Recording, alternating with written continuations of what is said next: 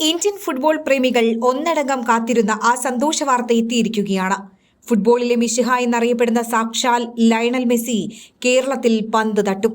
Argentina football അസോസിയേഷനുമായി നടത്തിയ കൂടിക്കാഴ്ചയിൽ അടുത്ത വർഷം ഒക്ടോബർ, നവംബർ എന്നീ മാസങ്ങളിലായി അവർ കേരളത്തിലേക്ക് എത്തുമെന്ന് സ്ഥിരീകരിച്ചു.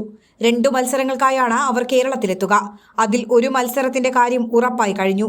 2ാം മത്സരത്തിന്റെ കാര്യത്തിലുള്ള തീരുമാനം അർജന്റീന ഫുട്ബോൾ അസോസിയേഷൻ അധികൃതർ കേരളത്തിലേക്ക് വന്നു കഴിഞ്ഞേ തീരുമാനിക്കൂ.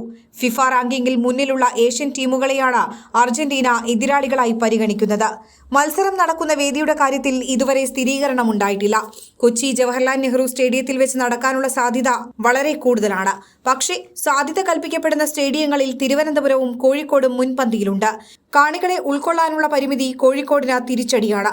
ഫിഫ കലണ്ടർ പ്രകാരം അടുത്ത സെപ്റ്റംബറോടുകൂടി അർജന്റീനയുടെ മത്സരങ്ങൾ കഴിയും. പിന്നെ അടുത്ത വർഷം രാജ്യാന്തര മത്സരങ്ങൾക്കുള്ള 2 വിൻഡോ ഒക്ടോബർ 7 മുതൽ 15 വരെയും നവംബർ 11 മുതൽ 19 വരെയുമാണ്. ഇതിനിടയിൽ ഏതെങ്കിലും വിൻഡോയിൽ കേരളത്തിൽ കളിക്കാനായിരിക്കും സാധ്യത. ലയണൽ മെസ്സി വരുമോ ഇല്ലയോ എന്ന സംശയമാണ് ആരാധകർക്ക്.